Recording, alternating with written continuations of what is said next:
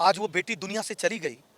आज ममता बनर्जी को रिजाइन करने के बजाय दूसरे से सवाल पूछ रही हैं, धरने पे बैठ रही हैं। किसके खिलाफ धरना निकाल रही हैं, किसके खिलाफ प्रदर्शन कर रही हैं? शर्म आ रही है? राजनीति इस तरह से की जाती है क्या? राजनीति ऐसे किया जाता है कि एक बेटी जिसके साथ गुनाह हो जाए उन गुनाहगारों के साथ खड़े हो जाइए? अरे आज कोर्ट भी पूछ रहा है। गुनाह तो आपका है ममता जी कि आपका लॉ एंड ऑर्डर वहां पे मेंटेन नहीं है। गुनाह ममता जी आपका है कि हमेशा पश्चिम बंगाल में आप अपराधियों के साथ खड़ी हो जाती हैं। अगर अपराधियों पे आप कठोर कार्रवाई कर रही होती, कई वर्षों से अपराध नहीं पनप रहा होता, तो आज ये घटना नहीं होती। आज ममता बनर्जी को तो तुरंत रिजाइन कर देना चाहिए। नमस्कार, स्वागत है आपका हमारे चैनल पर। मैं हूं आपके साथ शिप्रा सैनी। पश्चिम बंगाल में ट्रेनी डॉक्टर के साथ जो बर्बरता हुई, जिस तरीके से उसका रेप हुआ और उसके बाद उसकी बेरहमी से हत्या कर दी गई, इस पूरी घटना को लेकर पूरा देश गुस्से में है, उबाल में है। सड़कों पर प्रदर्शन हो रहा है तो वहीं महिला मुख्यमंत्री यानी ममता बनर्जी से लगातार इंसाफ की गुहार लगाई जा रही है उस बच्ची के लिए। लेकिन जब ममता बनर्जी नींद से जाग नहीं रही है तो उनका इस्तीफे की मांग भी लगातार तेज हो गई है। इस पूरे मुद्दे पर विस्तार से चर्चा करेंगे बीजेपी के प्रवक्ता एसएन सिंह जी मेरे साथ मौजूद हैं और उनसे जानेंगे कि आखिर बीजेपी इस पूरी घटना को लेकर क्या सोचती है। सर, बहुत बहुत स्वागत है आपका। सवाल ये है कि पश्चिम बंगाल में जो कुछ घट रहा है वो तस्वीरें लगातार आप भी देख रहे होंगे, और एक महिला मुख्यमंत्री जब किसी राज्य की हो और वहां पर महिलाओं के साथ इस तरीके से अपराध बढ़ रहा हो तो उनसे उम्मीद की जा सकती है कि वो कम से कम अपनी नींद से जागेगी, उस बच्ची को इंसाफ दिलाएगी, महिलाओं को इंसाफ दिलाएगी। लेकिन ऐसा कुछ देखने को नहीं मिल रहा है। क्या कहेंगे इस पूरी घटना को लेकर आप? पश्चिम बंगाल में जो हुआ वो बहुत ही दुखद है। शब्द हैं क्या उस पर, कोई कुछ कह पाएगा क्या? लेकिन इस पे भी राजनीति राजनीति और राजनीति और राजनीति शुरू कौन किया? ममता बनर्जी।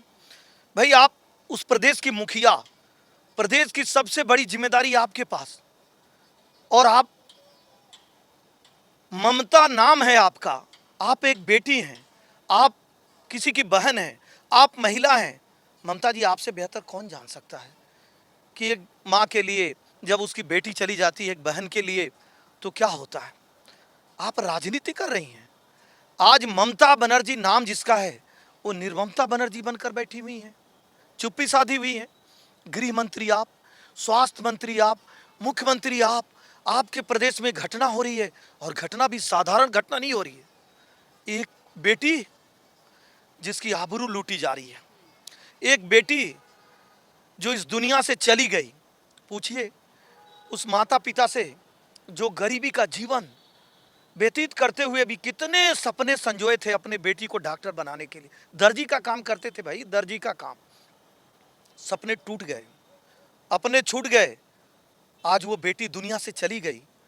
आज ममता बनर्जी को रिजाइन करने के बजाय दूसरे से सवाल पूछ रही हैं, धरने पे बैठ रही हैं। किसके खिलाफ धरना निकाल रही हैं, किसके खिलाफ प्रदर्शन कर रही हैं?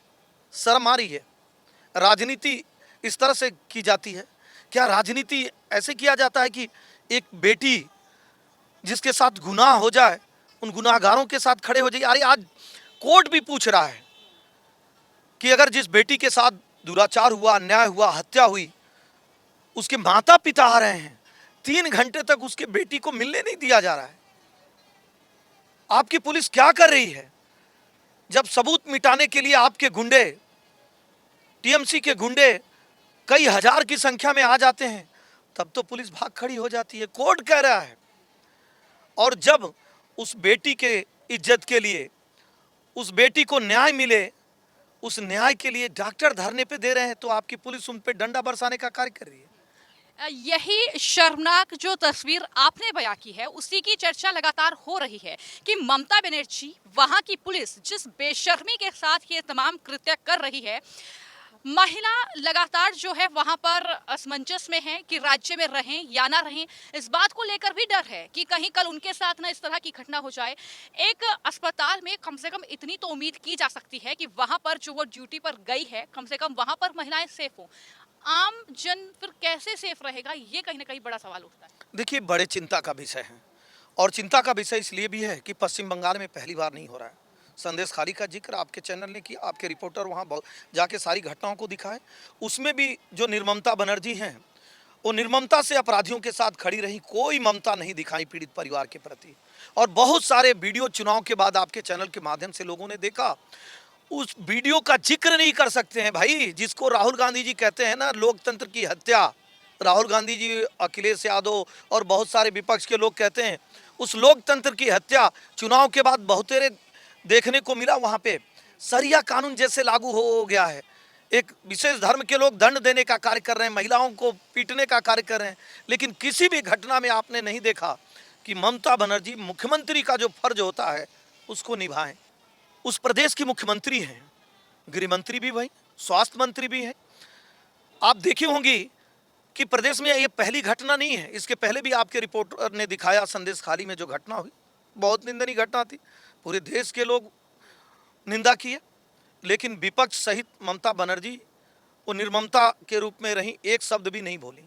चुनाव के बाद जो वीडियो आए, ऐसे वीडियो आने चाहिए, जो वहाँ से वीडियो आ रहा है जैसे लग रहा है कि वो भारत है ही नहीं है, वहाँ तो सरिया कानून चल रहा है। आज कानून किसके हाथ में है?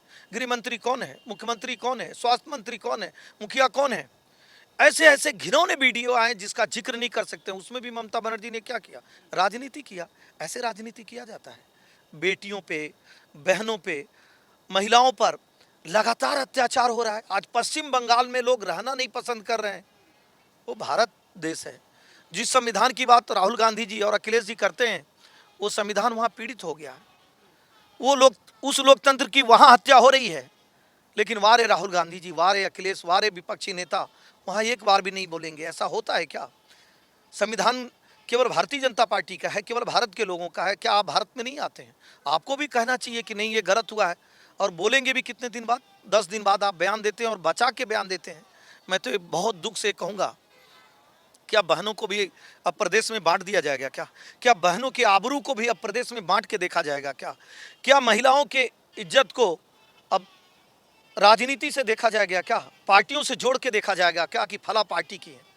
सबकी माँ बराबर, सबकी बहन बराबर, सबकी इज्जत बराबर।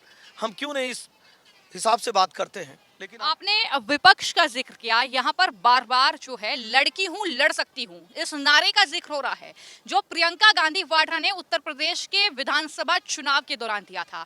लेकिन उस नारे को देने वाली प्रियंका गांधी वाड्रा बिल्कुल मुंह पर टेप लगाकर जो है बैठी हुई हैं। उनके भाई राहुल गांधी से जब पश्चिम बंगाल की घटना पर सवाल किया जाता है तो वो कहते हैं कि आप मुझे डिस्ट्रैक्ट करने की कोशिश कर रहे हैं, और बिल्कुल चुप हो जाते हैं। आखिर क्या ऐसा विपक्ष जो है वो विपक्ष भी कहलाने के लायक है, जब एक बेटी के साथ इस तरह की बर्बरता हो रही है, वो बिल्कुल चुप्पी साधे हुए है सिर्फ अपने राजनीतिक लाभ के लिए? देखिए, राहुल गांधी तो इस समय हर विषयों पे बड़ी मुखरता से बोलते थे, लेकिन इस पे क्यों नहीं बोल रहे हैं? क्योंकि उनको लग रहा है कि हमारी सहयोगी पार्टी है।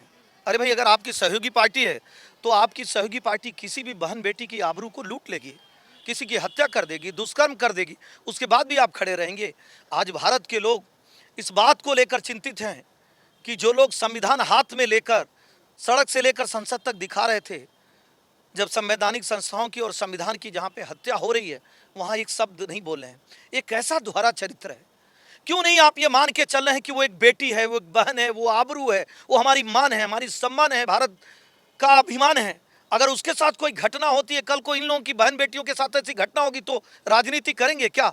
माना कि आपको कुर्सी प्यारी है, लेकिन उस माँ बाप को तो वो बेटी प्यारी है, जिसको वो अपने प्राणों से ज़्यादा मानते थे, जिसको धूप छाँव बर्दाश्त करते हुए, भूख प्यास बर्दाश्त करते हुए, दर्जी का काम करते हुए भी पढ़ाने का कार्य, उसका क्या गुनाह था?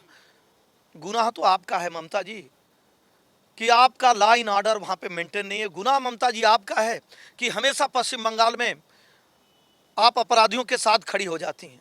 अगर अपराधियों पे आप कठोर कार्रवाई कर रही होती, कई वर्षों से अपराध नहीं पनप रहा होता, तो आज ये घटना नहीं होती। आज ममता बनर्जी को तो तुरंत रिजाइन कर देना चाहिए। आपका तो नाम ममता है, आप क्यों निर्ममता बनी हुई हैं?